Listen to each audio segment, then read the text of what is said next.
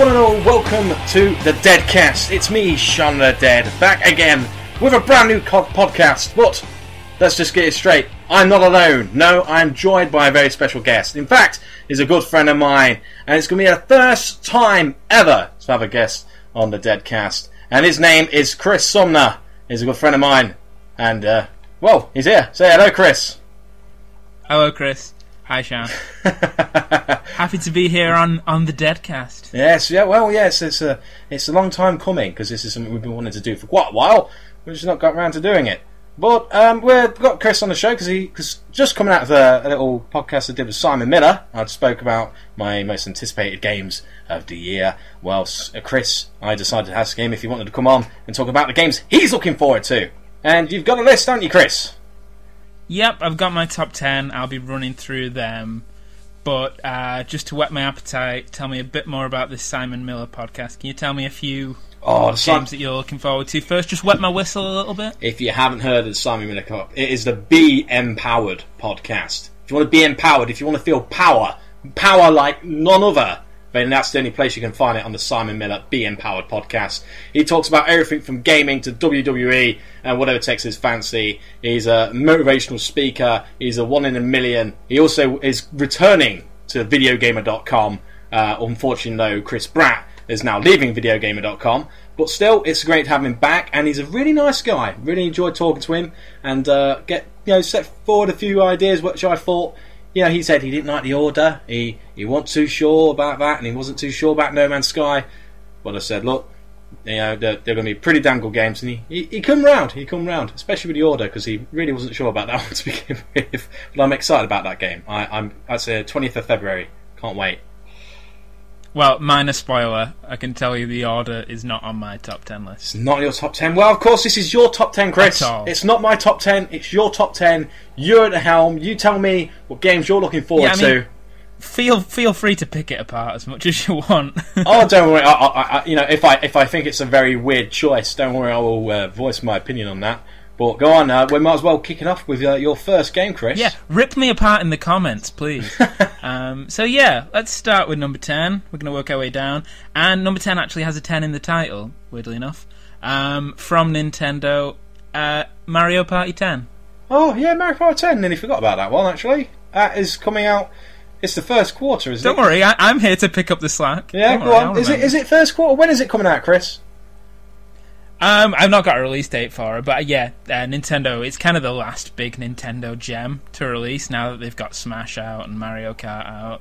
And I think it is in the first quarter. But, this is kind of like the love affair year with Nintendo for me, because I was kindly donated a Wii, like a few weeks ago. Donated a Wii. Not a Wii U, mind you, a Wii. Classic Wii. I've just been playing Mario Galaxy, and I think this is the year when I'm really going to get into Mario and just the rest of the Nintendo universe. Oh. So, and I've always loved party games. Viva Pinata Party Animals is one that I've made you play with me many times before. That was actually quite fun. That was a very underrated game, actually.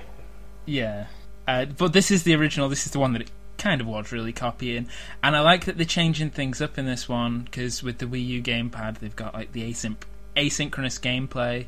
There's going to be a lot of whoever's got the gamepads can play as Bowser and just mess things up for everyone. There's also Amiibo. That sounds fun. Yeah, Amiibo. I see that if you use a certain Amiibo, it creates. They're going to try and make Amiibos work desperately, because they've got to make some of that sweet Skylanders money. Yeah, well, everyone seems to be buying into the Amiibos. I mean, I even have one myself. But yeah, I mean, Mario Party 8. Who have you got? I've got Mario. Or Mario. Yeah, that makes sense. A lot of people say Mario now, isn't it? It's not Mario. You say it how you want. Yeah, I don't care. But yeah, it's just...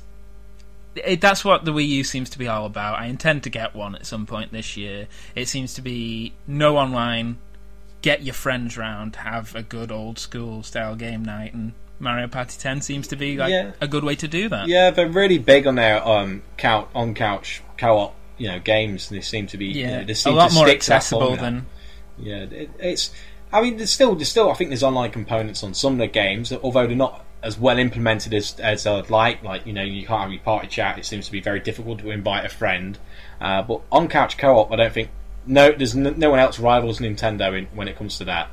And I think Mario Party 8 is one I'm excited for. It's just it's a bit boring if you know haven't. Mario Party 10, Sean. Mario Party 10. See, I'm getting Mario Kart 8 mixed in my head. Mario Party 10. Yeah. Do you think this will be the last Mario? Well, obviously this will be the last Mario Party we'll see until Nintendo's next console, though, won't it? I imagine that's pretty much. I reckon this could be. Could this be the last year? I'd say now in the digital age of DLC and amiibos, I'd say they could probably have this one out for the entire Wii U lifespan. Yeah. Particularly if this looks like the Wii U lifespan's not going to be that long, they can just keep adding DLC. But just to reach 10 is an achievement, really. Yeah, they've done a great job there. I mean, I am looking forward to it. I mean, I've got a Wii U. I don't play it as much as I should. In fact, a lot of the big games that came out this year, I've only kind of like played a couple of hours of, which is my own fault. And I should play my Wii U more, but I just don't. And that's what I'm worried about. I'm worried about buying these new games and not playing them. I haven't even played Hyrule Warriors, but Mario Party 10 is definitely one of those games if you got your family around, and it's accessible, isn't it? You know, everyone can play it. Yeah. Because like Smash Bros isn't exactly an accessible game for like just a bunch of random people to come and play. Not everyone's a great fighter, not everyone's a great driver in Mario Kart, but everyone can just roll the fake digital dice in Mario Party and have fun. Even you could have like friends nights or just family nights with like really young kids. Yeah, it just seems like it'd be a laugh. Yeah, it seems. I think they've got to get it right. As long as they've got plenty of different modes and the mini games are always great fun. As long as they've got enough variety in there, because it's very rare. I know you said they got DLC, but Nintendo very rarely do that, and even if they do it damn cheap. I think their DLC pricing is really reasonable. Mario Kart 8 is definitely... The thing that people hope is they'll do a bit of a Mario Kart 8 and start releasing kind of Zelda-themed DLC, or maybe Donkey Kong or other Nintendo characters. Just make every Nintendo game Smash and just mix everyone. That might be something they just do on Smash, or that might be the way the company's going now. Well, it's something they could do with Amiibo, really, isn't it? I mean, like, because you got all the different Amiibo characters now. You could literally probably... Yeah. It's almost like having your own piece on Monopoly. Like, you can just pop that down. Yeah. You can literally have Kirby in Mario Party 10. Captain Falcon. Oh, yeah. So it depends. I mean, whether you can or not. And it's obviously still going to be still announcing more things like that. But it could be pretty cool. I doubt it, but it'd be interesting to see if they did go that way. Yeah. I know they're doing a theme-type maps, though, with certain characters. That's all I've seen. But I'd like to see Amiibo be used more in that way. And I think it could make it a lot more fun for, Nintendo fans and gamers alike, as you could say. Alright, shall we move on to number 9? Yeah, number 9. Yeah, go on, fire away. What's your number 9? Keeping in the happy, sunshiny world of Nintendo. No, it's something completely different. It's Until Dawn.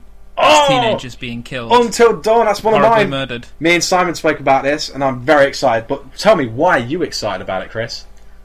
Well, I was excited about it. It was going to be much higher up, but it's only number 9 on the top 10, because I was watching a lot of footage of it last night, and I've been doing a bit of research on it. And there's a few things that are kind of eating away at me. There seems to be a lot of motion control involved. Yeah. At least in the demos and the footage they've shown so far. So I don't know if the PlayStation camera will be required. It was. It was. Hopefully they won't carry on doing that, because I don't want to buy a PlayStation camera. That's one of the reasons I didn't like the idea of the Xbox One having the camera built in. I think that is optional, because beforehand it was made for PlayStation Move, but then they completely changed it, and it's more whether there might be an option to play it that way, but at its core you probably don't even need it to play it.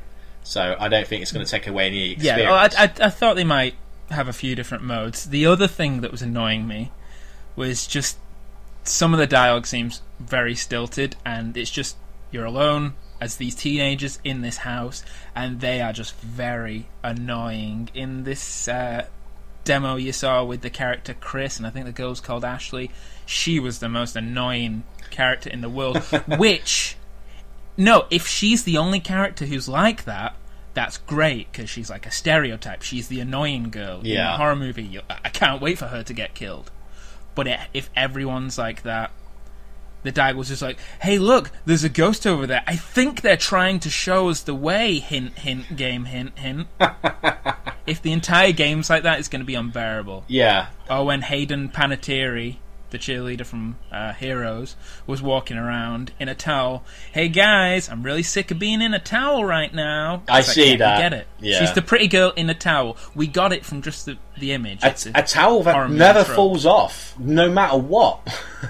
That towel. Well, yeah, they might get a higher rating if the they might get a higher rating if the towel fell off. I mean, yeah, you can have as much murder and violence as you want, but one nipple, no. Well, no nipples. But no, I'm looking forward to it. It'll corrupt the children who play video games. Yeah, corrupting. Oh, you got to think about the children. You know, think about them.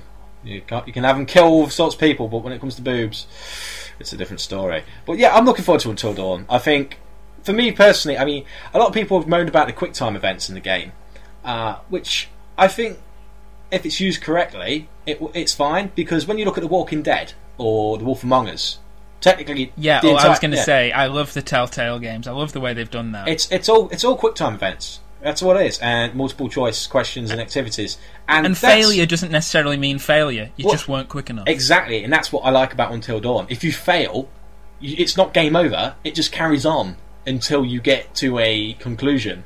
And I think that... Yeah, if you happen to be playing as the annoying character, you might choose to fail. Well, so she's out of it soon. Have you seen that part where you got two characters then are tied into two chairs, and they have to? He has to choose. Does he shoot himself or does he shoot her, or do they? Well, she was the one who was annoying me, so I think I know who I'd shoot. Yeah, yeah. I think that's really cool, because that gives you. I mean, I was saying this to Simon. I find it hard to make decisions myself half the time. Like when I make a character on Dragon Age, I spend about an hour and a half deciding what my fucking nose is going to look like. So, you know, I don't know what I'm going to be lost. You on fool! This game. I'd planned that out months before. I'd written a rich lore, so I knew who my Inquisitor was going to be. Well, yeah, I think Until Dawn, it's definitely on my list. I can't wait. I can't wait to play it, because I think it's an interesting game out of all the games coming out this year. And the problems I've got could be easily fixed if they just add options, so you don't have to have PlayStation Move or PlayStation Camera, and you can just do button prompts like Telltale. Great. If they trim back this irritating dialogue, great. Those are the only things I have a problem. It looks great. It looks interesting. It looks like it's going to have a lot of replay value. Yeah. Which you can't say about most games this generation. Yeah, because again, you got multiple choices, different endings.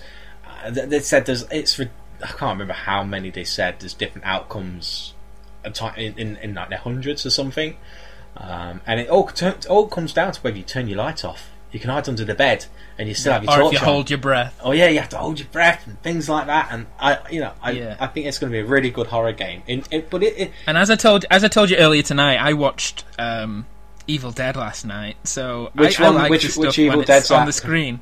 Is that the newest one? The 2013 remake. I've not seen it. I watched them all recently. All right. But yeah, it's nice to see that genre coming across, because they've hinted at kind of slasher stuff. They've had horror and they've had cerebral stuff like Silent Hill, but they've never had kind of the slasher.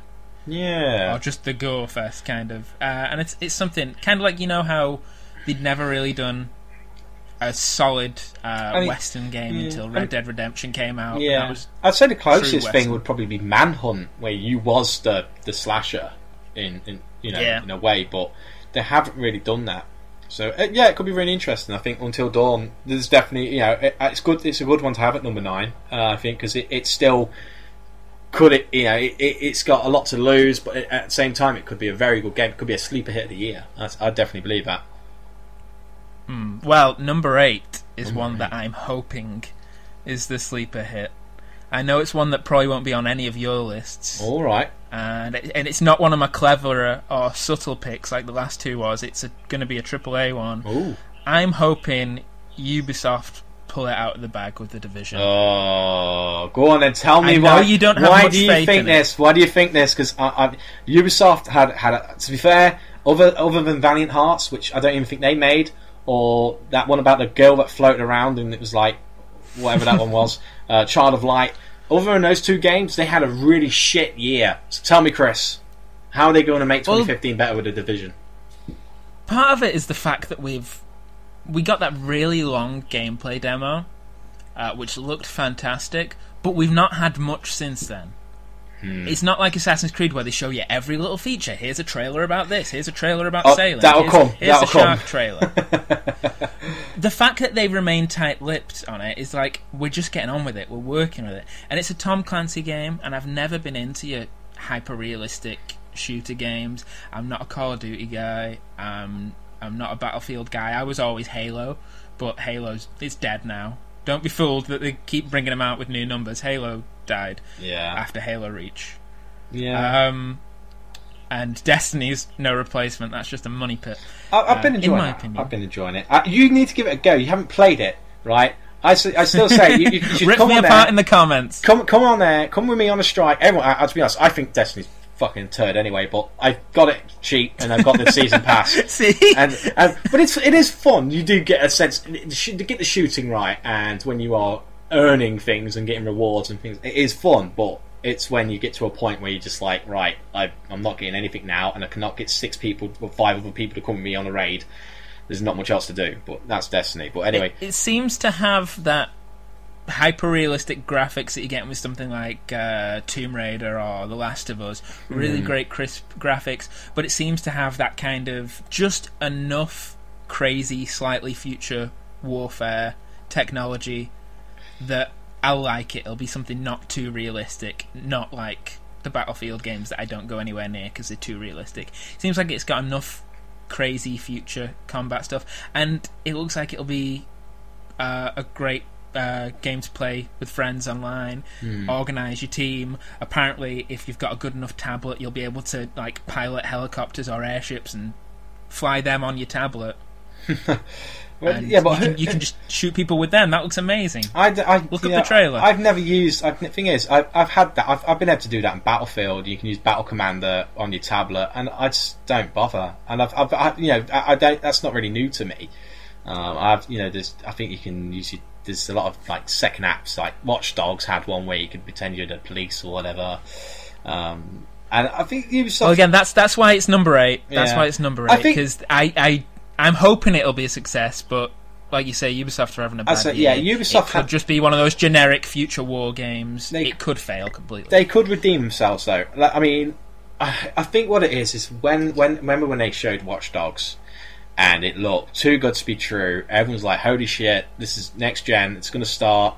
Can't wait." And then it came out, and it looked worse than GTA 5 on the 360. Well, that's the thing, and I think that's why they've held back with showing stuff from the Division, because they've learnt the lesson. It's called the Snowdrop engine, so it's a brand new engine that they've developed for new console and PC, and I'm hoping that they do optimize these, because I'm not too sure. Is it only for Xbox One, PS4, and PC? It's not on 360 or PS3, is it? Do you know? I think you're right there. I think they're just focusing on because this generation's arrived now. Keep going. Ignore Wii U. That's at the kids' table. Ignore. I mean, I can't believe they didn't release Rogue on the Wii U. A stupid decision that was. But if they if they do make it for the 360 and PS3, then I am my hopes. I'm not interested really, because I reckon it'll just turn out like Watch Dogs, and I think there'll be a lot of empty promises. But again, like the optimist you are, Chris, you believe that the Division could win a lot of people over, and maybe could be the redeeming game of this year for Ubisoft. Yeah, I'd hopefully it'll restore that faith that I lost after Destiny. I mean, at the end of the day, we remember when we lost faith in EA, and then EA, came around the good guy just last year, and they gave us some free games. EA stuff. Gave me my favourite game for my PS4 for free. Plants vs Zombies Garden Warfare is the most fun I have had on my PS4 since I bought it on Black Friday in a bundle. On the bundle. I got it for free from good guy EA, and it's great. So even if maybe Ubisoft can be good guy. Yeah. This time, maybe they can change the stars. Hopefully. But the next game, number 7. Ooh. This company doesn't need any help. They're already a company I love. Telltale's Game of Thrones. All right. See, I haven't played this. I already have episode 1. I've played it. What a ridiculously brilliant and just completely Game of Thrones surprise they had in there, shall we say? Oh. Not to give too much away. But yeah, I've bought the season pass already. Yeah. I know I'm going to want this game. And you may be waiting for another 4 months until you get to play part 2. Well, that's the thing. I don't mind. The longer they take, the better they'll get it. I mean, it is. I do like that, but I think what kind of puts me off Telltale games a little bit, and I think this is the same for a lot of other people, is that when they do release part 1, blah blah blah, what I'd like is if it came out fortnightly, at least when you know you're gonna get part 2, and that's the only thing that kind of puts me off, because if I'm going to get into a series, I want to be able to play that series and know that the second part is literally just around the corner and not something I'm going to have to wait months and months for. It is always slow at the start. Walking Dead and The Wolf Amongst Us, it took ages to get the first few episodes out, but when it comes to the finale, when they start putting on the pressure, they start releasing those last few episodes rapid fire. Well, not quite rapid fire, but a lot closer than the first few were.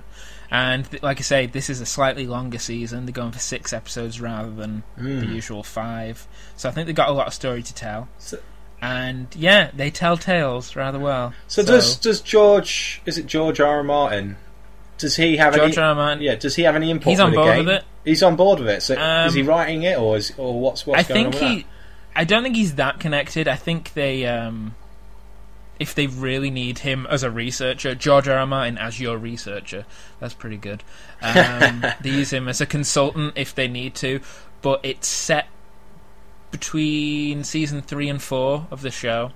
So I've read all the books, so I know what's going to happen anyway. Right. It's nice that this is completely new, because they do make a few changes in the show, but I know what's going to happen. Yeah, I know all the big twists. So this is something you've not read then? For me, this is not what's happening in this. This isn't something that's in any other medium. It's just a game. It's something fresh. Oh right. That's pretty cool then. But it does work in some minor characters and some major characters. I hope that won't get a bit too clunky.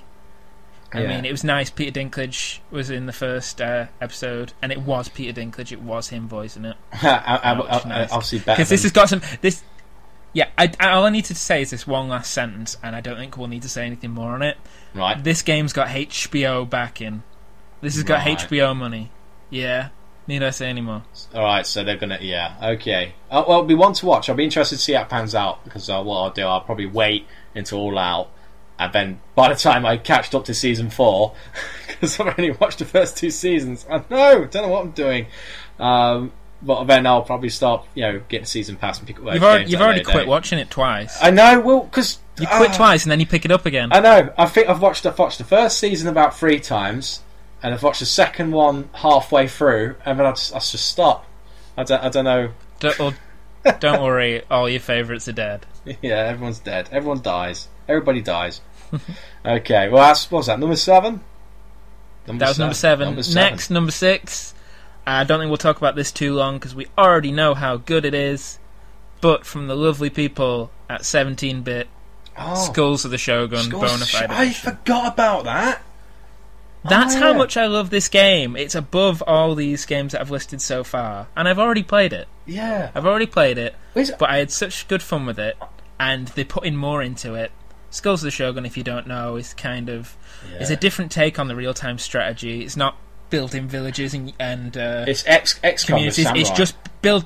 Yeah, it's XCOM with Samurai, and I love XCOM. Yeah. And you get your little monks, you get your lizards that breathe fire, and you've got this really cartoony style, and it's got all these jokes in it. It's good fun. It's good strategy as well. We played games that lasted hours. Yeah, and there'd be those moments where we just don't talk to each other. 4-player multiplayer. We use offensive accents when we play it. It adds fun to it, but we know it's great. I know I love it, and I know I want it. I'm really happy. Number 6, right there. Yeah, I completely forgot that was coming out actually, and because I remember reading about it, and I got really excited because I was like, that's one of the main games I missed playing on the 360. Aside Mass Effect 3, Skulls of the Shogun is severely underrated. I think, and not enough people realise how good this game is. And I'm really glad 17-bit are actually bringing that over to. I think I don't know if it's no, it's not coming to Xbox One because they had a falling out. I'll tell you more about that in a minute. It's coming to PS4, and obviously it's on Steam at the moment, but it's not coming to Microsoft because I actually spoke to them about this. This is the version that they had on Steam. Yeah, and the iOS. Bonafide. This is the Bonafide edition. Yeah. With an extra, a new monk character and a few new maps and a new kind of online system. Yeah. So it's more of the same, but with a few extras. Yeah, but I had a little chat with them over Facebook because I wanted to know if they was going to bring that Bonafide edition to the Xbox and what have you. During when it was announced for Steam, so that was like before PS4 was out and that. And they said that they did not. They were not happy with Microsoft. They had a lot of issues. It was too expensive. They explained, and that they don't intend to do any more work with them anymore. And they had a really bad experience working with them. And it's quite crazy because I remember when they was going through all these indie things, and it's like when they turned their back on them because they didn't really care about their indie division. Obviously now things have changed, but I think the damage is there, and they've lost a lot of developers. And to lose a developer like 17-bit who made such an amazing game, I think it was a poor move on their behalf by kind of giving them the cold shoulder. But it's great that it's coming to PS4 because it wasn't on PlayStation at all. I don't think Skulls was. It was only on the Xbox. So obviously a lot of gamers. If you've got PS4, if you've got Steam, and you've got plenty of people to play on that platform, get Skulls of the Shogun because it is great. It was our go-to game. Yeah. Go-to game. Honestly, it's so good. It's one of the best tactical games you can play, and it's well deserving at number 6. Chris, I could not agree more. Brilliant choice, and one I forgot about. So thanks for reminding me. No problem. Next one, number 5, is something that you're not going to forget about this. I don't think actually care about this. Again, I'm trying to be a bit of an optimist with it. But from Bethesda, The Elder Scrolls Online. Oh, right. Go on then. Sell it to me, Chris. I want to see what... Because I've never been a PC gamer. I've always been a console gamer. I want to experience that kind of... The idea of massively multiplayer online games. I don't want to kind of lose myself. Like, you get people who play World of Warcraft and they're kind of dead to the world. They lose themselves in it. I want something that's accessible... and that's fine for them. I want something that's accessible console-wise, but I want that sense of giant universe-sharing gameplay. And the online combat in this looks amazing. It looks like a scene out of a Peter Jackson Middle-earth movie, because you just got huge siege engines firing catapults, and firing actual catapults. Yeah. Not boulders. Catapults firing catapults. Yeah. At doors, and... it looks like you can have huge amounts of people all fighting 3-way battles with 3 different armies, and then when you strip all that away, if you don't like that, if that doesn't work, there seems to be just another Elder Scrolls game in there. If you don't want to play the online, it seems to have... It's got a great voice cast again. The villain's Malcolm McDowell. McDowell. It's got great voice talent. It's got great writing talent. It looks just as good, or not just as good. They have had to strip it back a little bit, but it looks certainly a step up from Oblivion, a little step down from Skyrim. So that looks good. But doesn't it worry you because the PC version was not received well at all, especially with it? Well, I mean, it's good that it's going free to play in terms that there's no membership involved. You still have to buy the game. They're cutting that, which is good, because I think BioWare did the same thing with Star Wars game. They got rid of that subscription. The Old Republic. Yeah, which to be honest, why can't they just bring that to console? I mean, come on, I'd play that. Because it's not canon anymore. Disney rubbed it out. Yeah, but still, going back to Skyrim, I mean, it got no one really talks about it now, and then when they announced it, it almost seemed like they was kind of like pissing in the wind, so to speak, because literally only you have kind of gone, you know what, I'm looking forward to this, and a lot of people, it's kind of gone over their heads, especially with a lot of big games coming out this year. Well, I've got faith. They've always been good games, Bethesda's games, and hey, this isn't number 1, it's number 5. Yeah. So, it might not work out, but hopefully it'll be a bit better than DC Universe Online on the PS4. I suppose, yeah. I mean, I tried playing DC Universe and I can't really get into it. I think Elder Scrolls has got enough clout that it can bring people to this market, and the fact that the huge games like World of Warcraft don't have a presence on console, they'll get a whole different audience. Yeah, they can finally be a different flavour to the massively multiplayer especially with it having no monthly subscription. I think that will win a lot of people over. So, because I think I don't think I would have wanted to buy it. I don't think I would have wanted to pick it up if I had to pay monthly. The only other major MMO is Final Fantasy Realm Reborn, and that has a monthly subscription. So again, I cancelled mine after a while because I just that doesn't look like my cup of tea. Yeah, I'm already paying money for other stuff as it is. I don't really want to be paying like £10 to £15 a month for a subscription or whatever it is, because a lot of these games are really expensive these days. They are. And they're like 50 quid new on day one, and then you've got to pay your energy bill to turn the power on. You've got to pay your internet subscription to get online. You've got to pay your PSN, and then you actually have to buy a PlayStation or a 360 as well. It's a lot of money, and to have to pay another cherry on top every month is, one, it's just cheeky. Yeah. And two, it's a rip-off. I want to buy it once, know I own it, and then it's mine. I mean, just one more thing on Elder Scrolls. With this going to no subscription monthly, do you think that the dreaded microtransactions will be in their millions with the Elder Scrolls? Do you think there'll be a lot of that? Maybe. But I think they could do it sensibly in a game like Elder Scrolls, where you've got so many different weapon and armor options. It could be purely cosmetic. If you want to pay to wear a certain suit of armor that looks shinier than everyone else's, maybe. I remember when they released it on the PC, there were so many different editions you could buy, and with different editions you could play as certain races. Certain races are locked. So yeah, I can see them maybe being a bit sneaky and maybe charging a few extras for a few extras. I mean, I don't mind it. With an Elder Scroll game, there's enough in there. If you just want to buy the core package, there's enough in there to be pretty satisfied. I don't mind it if it's cosmetic. If it's cosmetic, that's fine. You know what? They can make it whatever. If you want to make your character, like Call of Duty, that has cosmetic things in it. Don't really change the gameplay. I'm okay with that. It's when it's start going with weapons and things like that, which can affect the in-game world. I'm a little bit unsure of, so I'll be interested to see what they do with that. But yeah, I'm going to sit on the fence and wait until see if you really like it or not. You're going to let me do the I'll let you play that before I do. Fair enough. The next one you won't. Alright, what's that? The next one, number 4, you'll probably want on day one. Batman Arkham Knight. Oh, Batman. Do you know what? Because Simon Miller is a big Batman fan. Literally, nearly every podcast he speaks about Batman, but we never spoke about Batman. Don't worry, I'm on it.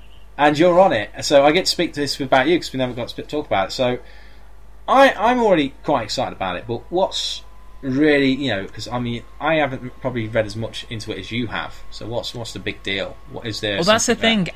For the longest time, I didn't care about this game. I loved the original Arkham Asylum. It was just a love letter to Batman fans, particularly the animated series fans. And I liked Arkham City, not as much. I mean, it made some bold choices, particularly with that ending for that universe. It's a very different take on the Batman universe now. But I didn't play Arkham Origins at all. Neither did I. I didn't care. I didn't care. They didn't have Kevin Conroy. He is Batman. And it was pretty cool. It was made by a different studio. Yeah. It was treading a lot of the same ground. It was a lot of the same map as Arkham City. So I loved the first two, completely missed the third, and I thought I might be missing this one. But the idea of driving that Batmobile through this beautiful next-gen Gotham City, it looks amazing. It looks amazing. when me and my friends were just years and years and years ago just dreaming of what our perfect games would be, I had two ideas. One was, if the Lego company made a Lord of the Rings Lego game, that'd be amazing. And then that happened. Yeah. And my other one was, what if they did an open world kind of GTA game, but you were playing as Batman, and you were driving around in the Batmobile, and you were putting these guys away. Yeah. And there will be it'll be a very story-driven game, but there were always a lot of side quests in the Arkham games. Even if you didn't care about Riddler trophies, you could always just, I'm going to find Killer Croc, I'm going to find out where he is. I'm going to find Deadshot, I'm going to find Harvey Dent. I can imagine that'll be great in an open-world setting, chasing someone down in the Batmobile. Yeah. And then just getting a great Batman story as well, in beautiful, beautiful PS4, Xbox One graphics. I don't think that can be beat.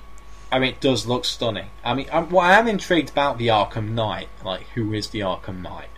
And I actually came up with a theory ages ago. I mean, I don't know much about DC, so I was just, but I do like Batman. And I said, what if it was Bruce Wayne's dad? What if he somehow wasn't dead? Because he came back to punish Bruce because he's told him to use this money, and do this and do that. Because I think in one of the trailers, it's literally a letter from his father, narrated by Thomas Wayne. Yeah, and I was like, whoa! What if it? It could be. I mean, they could probably get away with that, and well, Sean, I'll let you know. I'll let you know that is a concept that DC have touched in the Batman Rip storyline before, Batman R.I.P. Really? So that's not unheard of in DC, but I like the idea of them doing something new. Because the Gotham TV show, I thought I'd hate that, but I'm actually quite liking that. And surprisingly enough, I'm liking Jada Pinkett Smith's character, Fish Mooney. Not because she's a fantastic character, she's an entertaining character, because she's something completely new to the Batman universe. Because she's something before Batman happened. She's something completely new. And I like the idea of the Arkham Knight maybe not being, it was Thomas Wayne all along, or it was the Joker, he's back again all along. I like the idea of something fresh and new. Because think about Harley Quinn. At the moment, she's been done to death. But she's a character that began in the Batman animated TV show. She started there, and then she was so interesting and people loved her so much, they worked her into the Batman universe. So, as well as being a great game, they've got a chance to add something to the Batman universe. New adverse. I mean, isn't to be sniffed at. That's the thing. When it comes to DC, I mean, it's Batman or nothing. I know, yeah, literally, I know there's a lot of other heroes, Green Lantern and that, but when it comes to Batman, he's got the best bad guys and, like, the interesting stories. I mean, I've looked into other bits of DC, Suicide Squad. Well, remember, you are talking to a man who went to a fancy dress party as Aquaman, so. I haven't seen any pictures of that. You're gonna have to show there were no pictures taken. There were no pictures taken. Believe me. But I still have the trident. Oh, the 5-foot gold trident. Oh, crikey! Oh man! Oh, that's pretty cool. But enough of Aquaman. We're up to my top 3 now. Oh God! Top 3. This next one, I'm sure it'll be a very good game, but it's a bit of a cop out. It's kind of more what this game represents to me. Right. The next game is brought to us by Nintendo. All right, Nintendo again. Okay. And it is the game that's under the working title, The Legend of Zelda Wii U.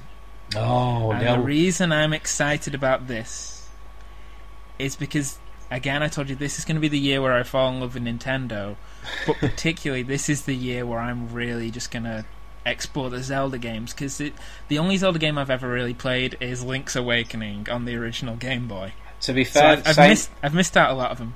I've only ever played Ocarina of Time. Just throwing it out there. That's the only one I've played. I've got that Wii kindly donated to me, and this Friday I will be securing myself a copy of Skyward Sword and Twilight Princess, and I'm going to just be playing through the Zelda canon, and I'm going to work my way up to this. I'm going to work my way up to this brand new Legend of Zelda, because even if I didn't play any of these original games and I didn't get any of the lore, from what little we've seen, it looks like a very good game. That's a beautiful HD scarf that Link's wearing. Yeah, it's a pretty scarf. Actually, it's been a while since I'll actually tell a lie. I haven't. Yeah, I've played Wind Waker on the Wii U, which is I can't wait for Wind Waker. That looks bloody pretty as hell. It's beautiful HD remaster. One I can agree with and get behind because it's again. This is kind of a cop out that I've picked the Legend of Zelda Wii U because that's the only one that's coming out this year. Because Wind Waker HD's already come out. Well, and Majora's Mask is getting a HD re-release, but only on the 3DS, which I think's freaking stupid. I don't understand. They keep releasing like good games for the 3DS. No, not just the 3DS, also the 2DS. Oh, don't forget the 2DS. that. You know, I couldn't give a shit. I don't care. I love the 2DS. You know, I'm happy with my Vita. I'm happy with the certain games you get on there, but honestly, I don't understand because one thing I like about the Vita and PlayStation is that usually, I say 7 or 8 times out of 10, the games cross-buy. So you buy the game, you get it on your Vita, and you get it on your PlayStation. So you can play the damn thing on either. When you're bringing a game like Majora's Mask and doing a HD remaster, why the hell haven't they made it so it's on the Wii U and the 3DS? That just doesn't make sense to me. Not yet, it makes me mad. Not yet. But you know what Nintendo do these things like... When I watched that Direct the other week, and literally the amount of 3DS games I was interested in, but I'd rather have probably played them on the bigger screen and that. Because, to be fair, I don't play on the handheld as much as I thought I would. Like, as I said, I've got a Vita, but literally the only time I more or less play it is when I'm on a train. When I'm on a train or going on a very long journey. Yes, it's very rarely. But I would like to see some of those games at least come to the Wii U because freaking hell, there's barely any bloody games on the Wii U as it is, and it could really do with a few extras. It could, and to kind of not bring those games over, it doesn't make sense to me. I think, and if they're going to be reaching a new Zelda audience, I'm sure I'm not the only one who's going to be trying it for the first time in this year or the years to come.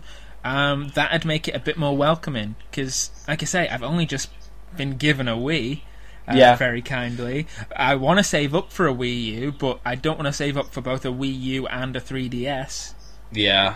So if they could all be on one, that would be much better. It would be better. Because not everyone can afford to buy both, or even.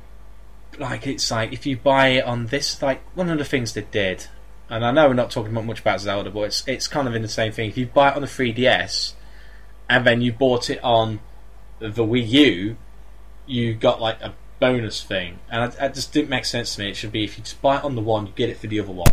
And that's what I think is... You know, that's what they should do with, like, say, if you bought the the new Zelda Majora's Mask, if you bought it out on 3DS and that happened to do the voucher that you could get it for the Wii U in the future, maybe when they bring it, that would be brilliant. And that was also encourage people to go out and buy a Wii U if they haven't already, because there are more 3DS owners. Yeah, that'd be a very PlayStation Plus move. Yeah, but because there's more 3DS owners than there are Wii U owners. And I think to encourage people to do that, it would make sense. They could have done the same with Smash Bros. I think they need to increase their install base big time, and I think that's a good way around it. I mean, with Zelda, that's going to obviously hopefully convince a lot of people to pick up a Wii U, because I mean the game looks gorgeous. It does look beautiful. I love the art style with it. It's just one step of the way up to me earning the right, not just buying it, but earning the right to play Hyrule Warriors as well. Yeah, I've got to get that. That game, from everything I hear, is a love letter to Zelda fans and Zelda, just the universe. Yeah, the universe. So I've got to play all the other ones. I've got to play all the other ones and learn all the lore before I play Hyrule Warriors. Because I am out of touch with Zelda. Ocarina of Time, as far as I'm concerned, is one of the greatest games ever made. Period. It's bloody brilliant, and it's still fresh and fun to play today. But I just didn't really play many of them. Majora's Mask as a kid scared the shit out of me. Didn't like that moon. Yeah. It really freaked me out. I didn't like it, and I felt like I had to rush around and do things. And I liked, in certain games, I like to take my own pace and play the game. I know I think it just you can't take your own pace when the moon's going to fall on you. Yeah, you just can't. And the idea of the moon falling down and stuff kind of creeped me out. And I didn't like that, and so I didn't really enjoy it as much as because after playing that after Ocarina of Time, almost felt like a step backwards for me. Now, some people would totally disagree with that because they love Majora's Mask more. No, so, there are a few people who share your opinion as well. Yeah. I have heard that. But yeah, Zelda, I mean, E3, they'll probably show more because it is out this year. Oh, it's okay. I've got a lot of Zelda games to catch up on, so there's no rush for me. Yeah. I won't need to pick this up day one. I probably won't even own a Wii U when it comes out because I'll be playing all the old ones. Well, but, I just hope that they show more, because at the moment they've only showed us a very small dose of what their game looks like, about the fact your horse can dodge trees. Because they only have to. They know we'll buy it. They know they've got our money already. And also what I noticed, like, I think it's happened twice now, when they've mentioned... No, the last... Oh, was it? The Video Game Awards, they showed Zelda, and during it they mentioned Star Fox as well, and they said Star Fox will be out before Zelda. So... But when I'm looking at the time frame, it's quite, you know what I mean? Because Star Fox ain't going to come out before E3, so I'm guessing both of these games are going to come out in the next Christmas. Yeah, I can see that. So saying that though, my next game, number 2, is out very soon. Very soon? Is it the Order? Out very soon. Is it the Order? No, not at all. The Order's not on this list. The Order's not on this list. Is it Dying Light? No, but I'd say out of this top 10, although it's not on the number 1 spot, it's the one that's going to tempt me the most on release day, because we've talked about how expensive games are these days, and I think they're a little too much. I understand it takes a big team to make a game these days, and a lot of money has to go into it, but they're going to lose money if they don't drop them prices. They're just going to scare us off, and we're going to just go to the free-to-play market, and everyone's going to play Candy Crush, and nobody wants that. No one wants that. So on day 1, I might have to bite the bullet and buy Bloodborne. Oh shit! Yeah, Bloodborne. It's out in March. From Software, Bloodborne. As you can hear, the way I like to play games, I like to go back and play them all. Yeah. Like I'm planning to do with Zelda. I kind of discovered From Software last year, and I went back and I played Dark Souls 1 and 2 and absolutely loved them. And this is finally, I've finished playing catch up, and I have that option. I can buy it from day 1. There'll be no guides out, and I can just experience that. Are you going to buy it myself. digitally, or are you going to buy it via disc? Because if you buy it digitally, you can have it installed at midnight, and you can go straight on there at the witching hour. Well, I've never been someone who cared for midnight releases. I've often said I don't think there's anything in this world I care enough to wait for a midnight launch on. I got my PlayStation on Black Friday, but I didn't wake up at the crack of dawn. I sauntered down casually and picked one up. I'll never forget there's when I got mine. There's no rush with me. I got mine at midnight, and I was the only one there. Yeah, that's the difference between me and you, Sean. You're going to be the only one there to get Bloodborne. Like I say, I might get it day 1, but I might wait until the actual day of day 1. But I really like. It's not going to sell out. They never do. They never sell out. I've loved the Dark Souls gameplay. I'd love that. It looks like From Software, they make references to their own universe. It might be in the same universe. They say it's not, but they always leave hints. And it's a completely new gameplay mode because they've taken away shields. Yeah. It's not so much that they've added guns in this one, it's that they've taken away the shield. And I loved my shield in Dark Souls. I needed my shield much. There's no hiding that this time. It's all attack. No. So yeah, they want to put you on the offensive. I say, the guns in it aren't that powerful. They're more kind of a way to stun enemies, so you can just rush in there and attack them. Right, There's so many different weapon types, classes. You could probably help me out with this, right? When I was speaking to Simon, I tried to draw the conclusion, draw a similarity that when I first saw Bloodborne, right, and you might have to help me kind of word this better, Chris. It reminded me of the very first Devil May Cry. And I couldn't put my finger on it. Something reminded me, whether it's the meaty combat or slashing setting. monsters, slashing monsters, blood and blood, slashing monsters. I don't know what it was, but I just get that feeling when he's just walking towards the enemies like he's some kind of badass. And when I first played Devil May Cry, Dante, I felt like a freaking badass. He's got his 2 guns, he's got his big sword and a trench coat, and that's cool. And I get that feeling with Bloodborne. You look like... Well, I can see that, but I feel I'll feel the opposite, like I always feel in the From Software games. I won't feel like a badass. I'll feel so tiny and so fragile against all these monsters. But that's the joy of it. These monsters who can kill you in one hit and have this giant health bar, when you rise to the occasion and you kill them. And like I was saying with Batman, when it's more of the same but in this fresh, crisp graphics of this new generation, it'll be fantastic.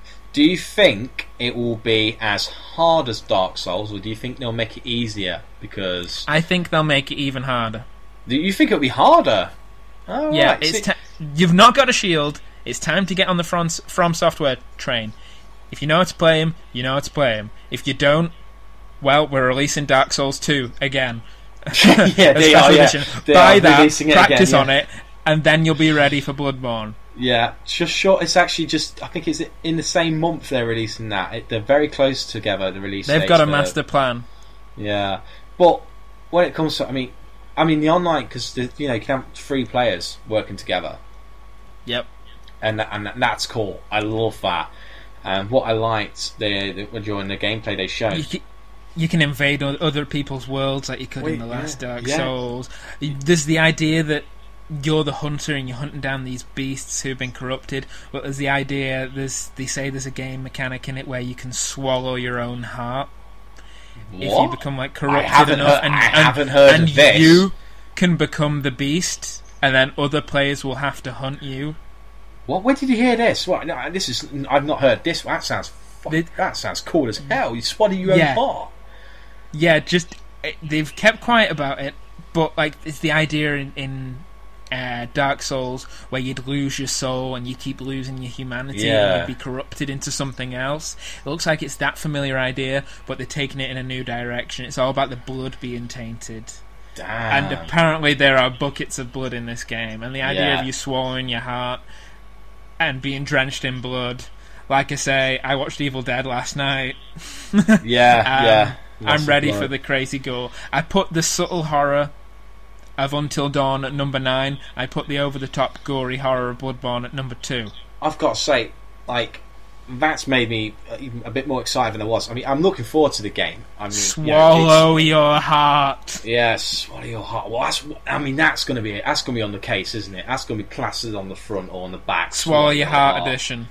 Yeah. Oh, Jesus, that sounds pretty cool. But yeah, I think with the multiplayer, with the bosses. I mean, I've seen the combat, and I mean the art style, everything about that game just screams like it's going to look good. It's going to provide a brilliant experience. It's going to be the gameplay that you know and trust. Yeah. With a few tweaks, a few changes, a few more challenges, but it's going to be the same a few surprises in there as well, I reckon, because I think they've only, you think about it, they've only shown a really small portion of that game off in the same, more or less the same area, and only a small portion of those bosses. So I think what else is this game going to offer? Because it seems so big. There seems to be so many different weapons and combinations you could have at the moment. It just really does seem to be.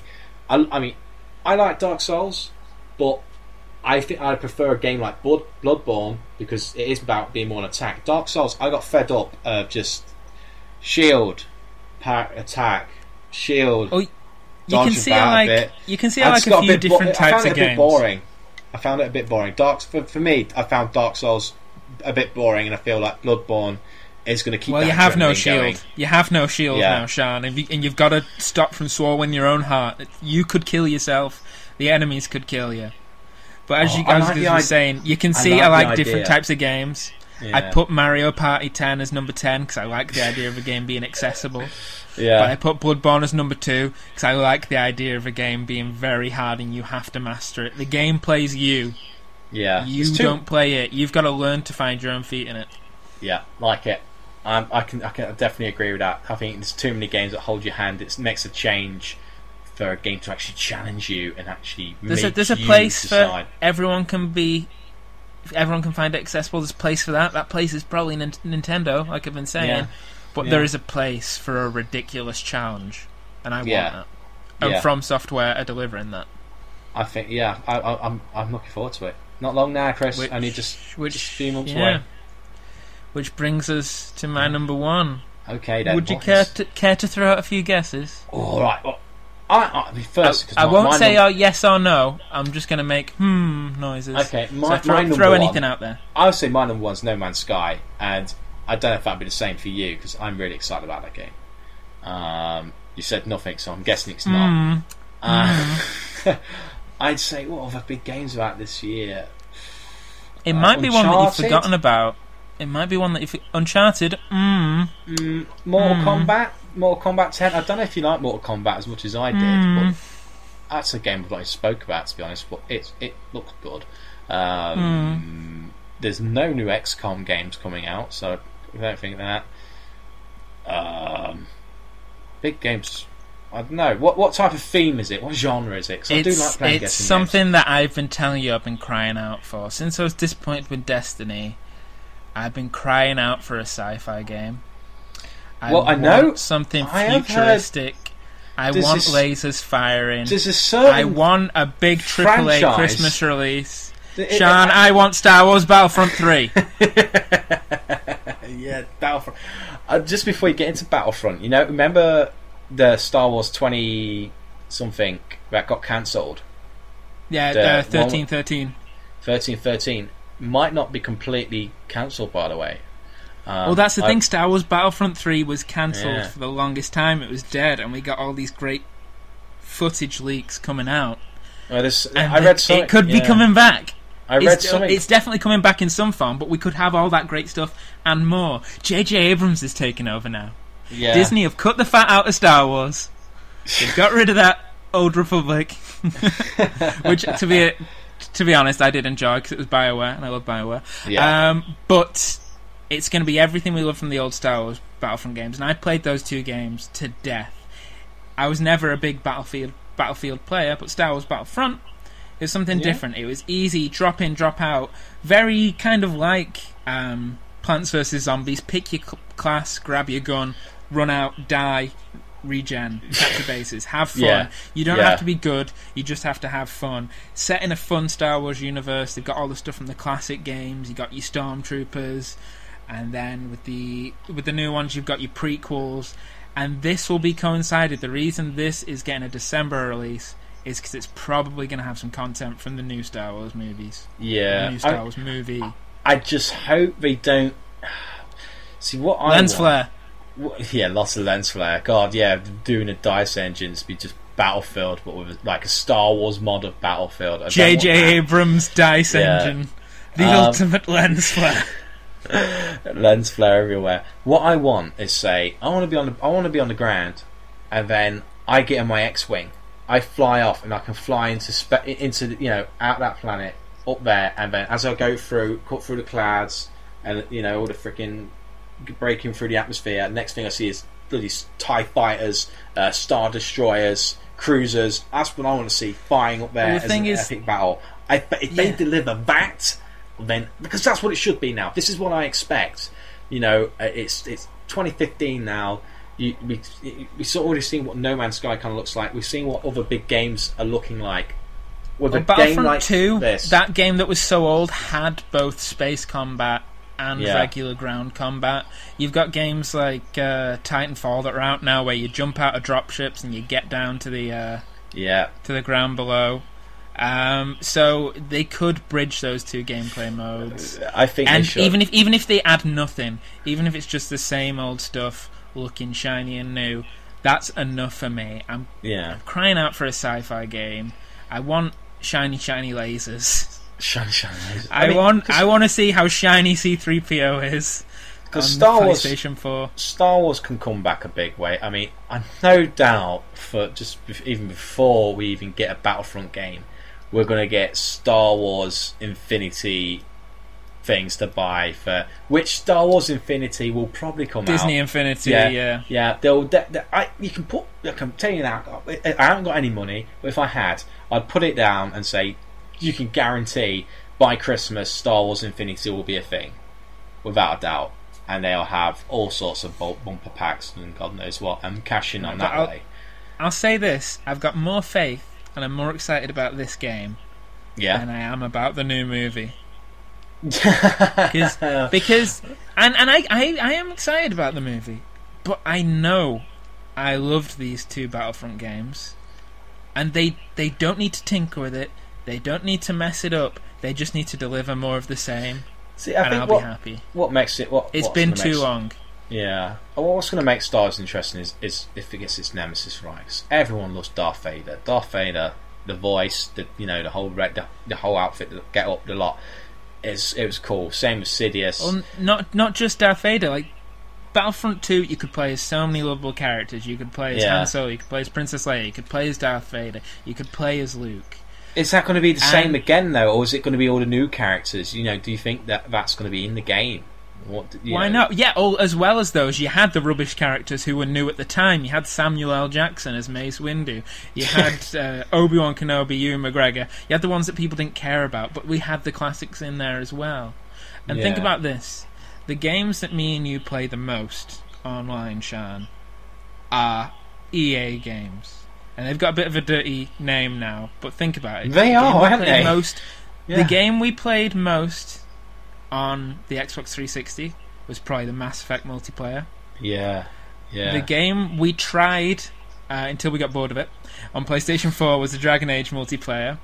The game that we play the most now is Plants vs Zombies, and it's all the same multiplayer. If they can deliver the old Battlefront gameplay, but maybe splice in this EA kind of protect the base, hold the base whilst it's hard mode.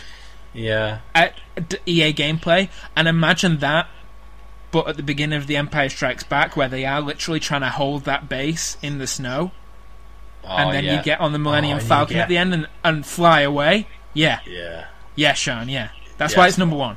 I want that. I can see.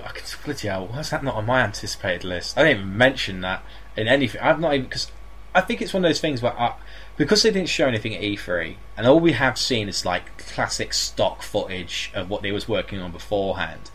I mean, we're not going to see this game until it's going to have a big damn E3 reveal without a doubt, and I really hope they do deliver on these promises. And I mean, for me, I said Nightmare in the Sky is going to be one of the most important games that come out this year. But to be fair, when you think what this Star Wars game could be, it could may well rival it, because it's like two sci-fi behemoths. Well, that's all we play at the moment. EA games. And I think when it comes to multiplayer, they've figured out accessible multiplayer. Yeah, and when it comes to multiplayer, because like I said, I was telling you, No Man's Sky, I don't know, the way the guys were talking, it could take you quite a while to find your friend, like a long while. I don't even want to say like 6 years, but in some circumstances, if it's going to take you freaking 585 billion, whatever, million, I don't know, so many freaking years to visit every single planet and spend a second on each one. That's great. That's great for some people, but for those who just want to grab a party, for those get the mates to Tatooine, shoot at Boba Fett, be stormtroopers together, we can do that. You know what? I completely forgot about that game. To be honest, I mean, I really do hope it does come out at the end of the year. I really do. But it's a December release, so they can tie it in with the new movie. I know, but this is one thing that worries me, is that there's a lot of games I'm excited about this year, but last year we had it where nearly every single game that was going to come out when it was meant to got delayed. Same with Batman, same with The Witcher. Evolve got delayed, although I don't really give a damn about that game anymore. But that could happen with Battlefront. It could get delayed to 2016. Well, the fact that they already did so much work so many years ago before it shut down gives me hope that maybe some elements of it was just, we've modelled the Stormtrooper, we've given them the behaviour, let's just give them a shiny new facelift. Because they don't have to do any of the design work. They're just taking the things we love from the movies and putting them in a video game. They don't have to redesign the X-Wing. We love the X-Wing. Just make it look pretty. and we'll buy it. Polish it up. I think that's I've not come across as a fanboy on this podcast at all. No, I've just been talking about how much I love Batman and how much I want to love Zelda and how much I love Game of Thrones and how much I love Star Wars. I'm not a fanboy at all. No, I can't agree though, because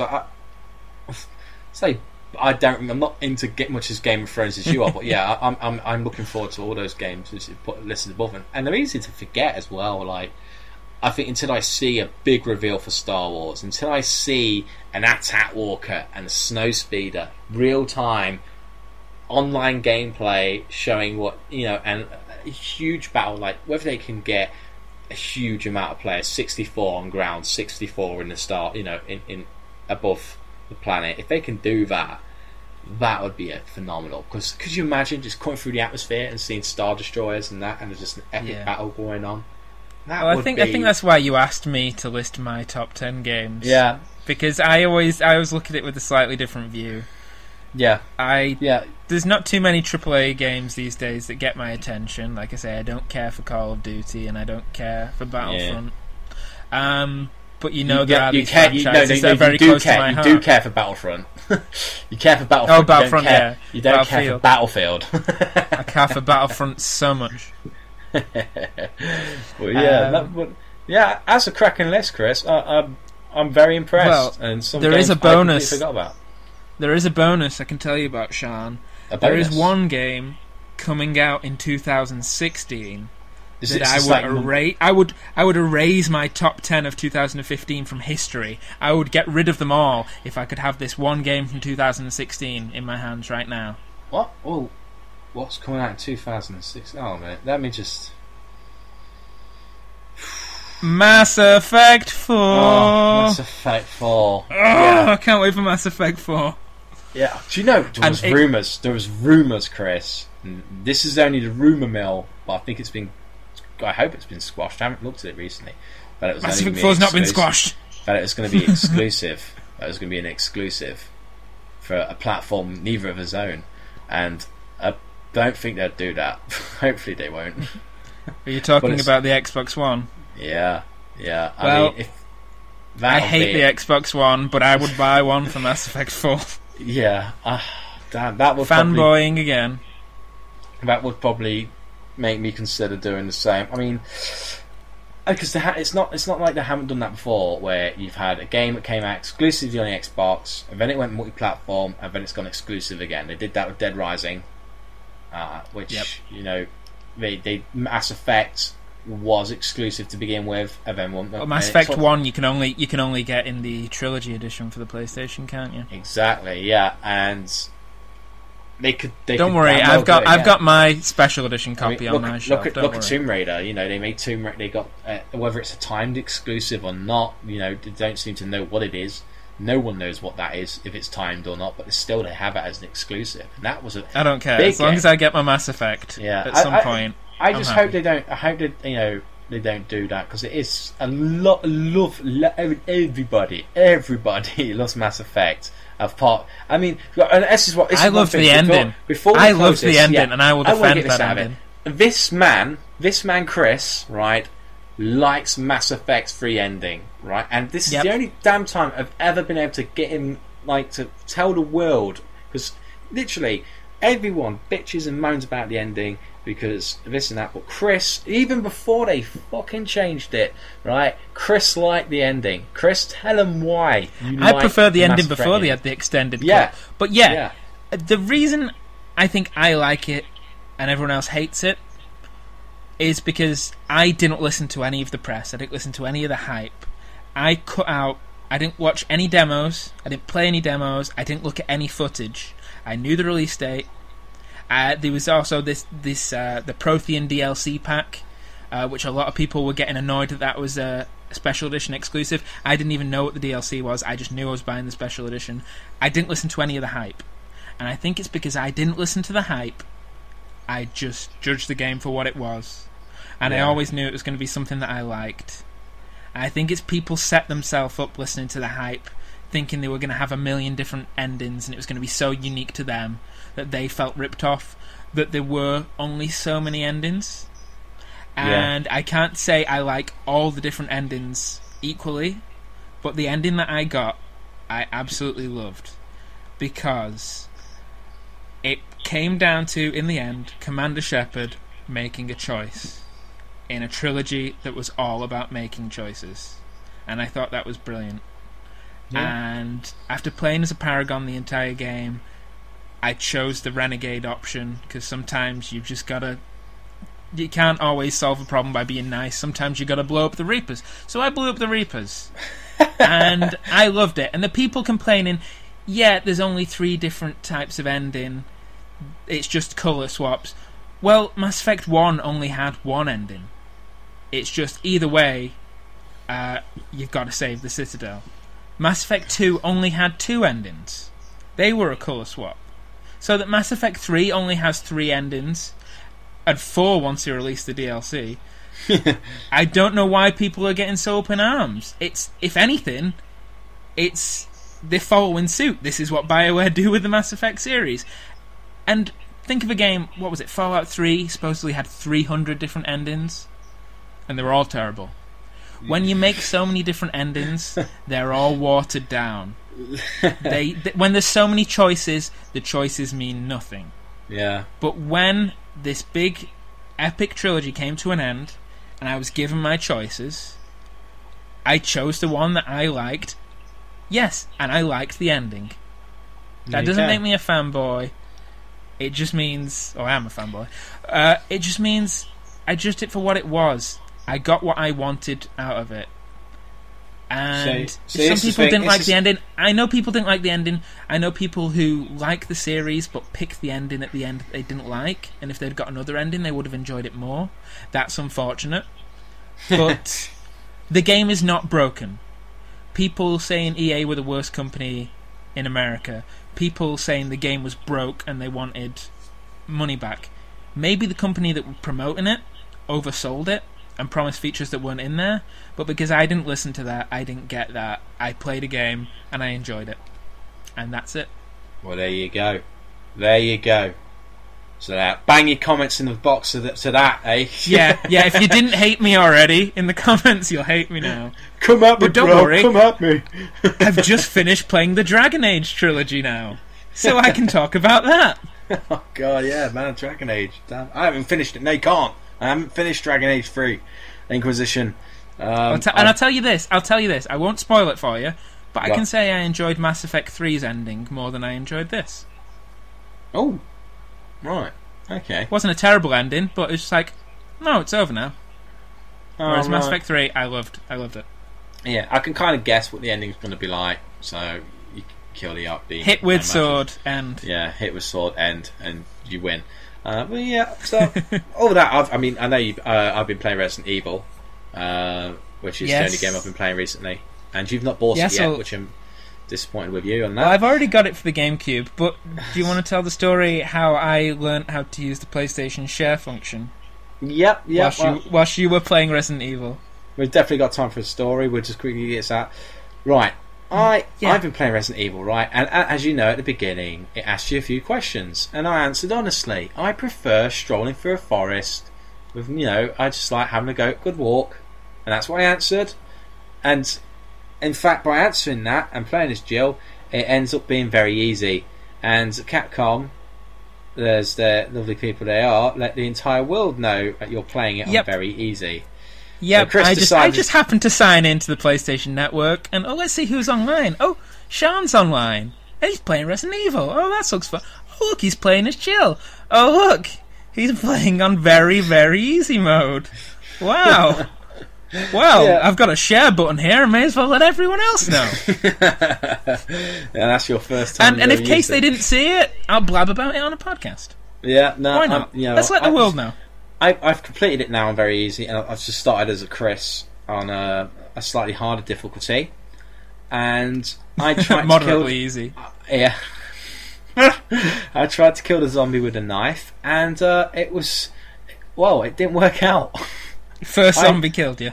Yeah, the zombie killed me, and I got that trophy for that. This is going to happen. I can't believe it. Like, I've got to admit, I'd only be able to play that game on very easy myself, so I can't judge. But it was just funny that PlayStation Network and Capcom call you out on that and tell your friends that you're playing very easy. I couldn't ignore that.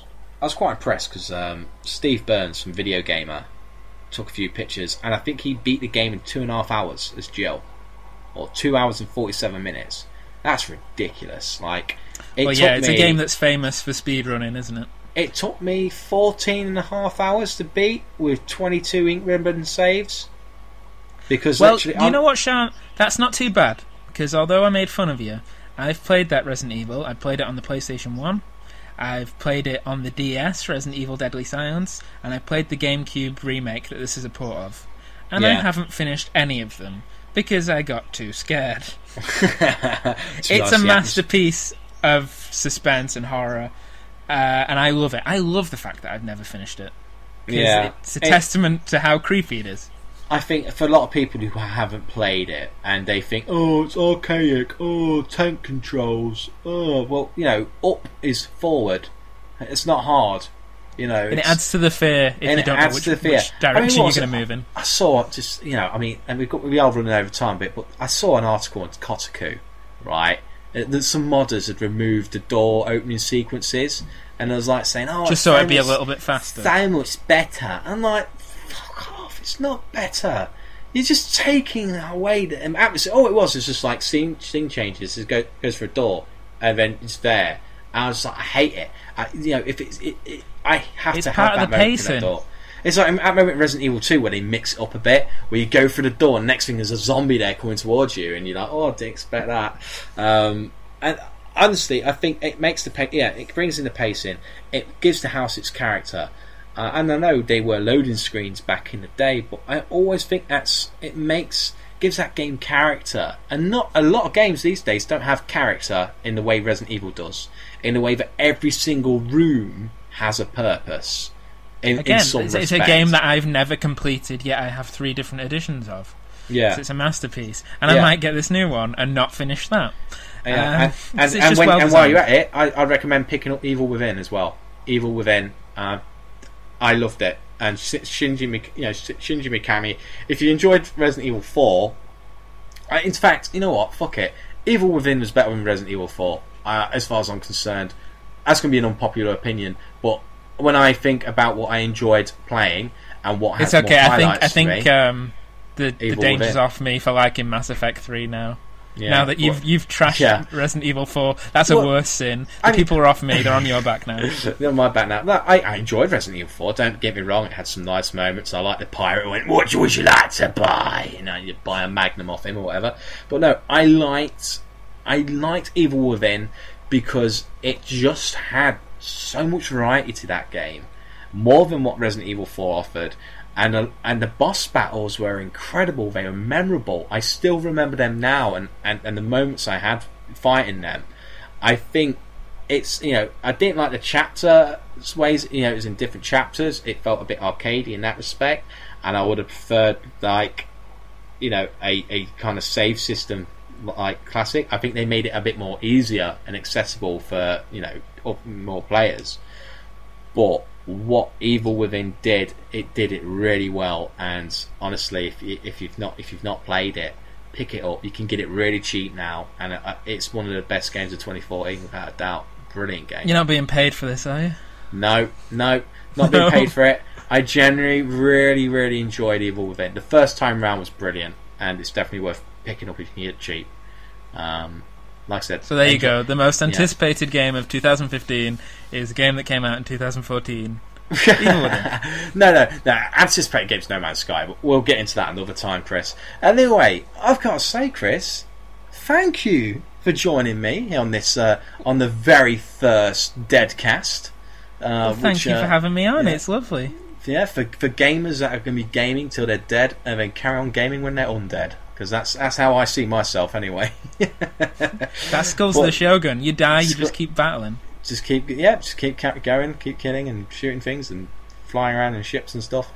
Yeah, but anyway, I've got to say thank you very much, Chris. It's been great having you on. We'll have to do this again as well. We'll have some more banter about who knows what in the future.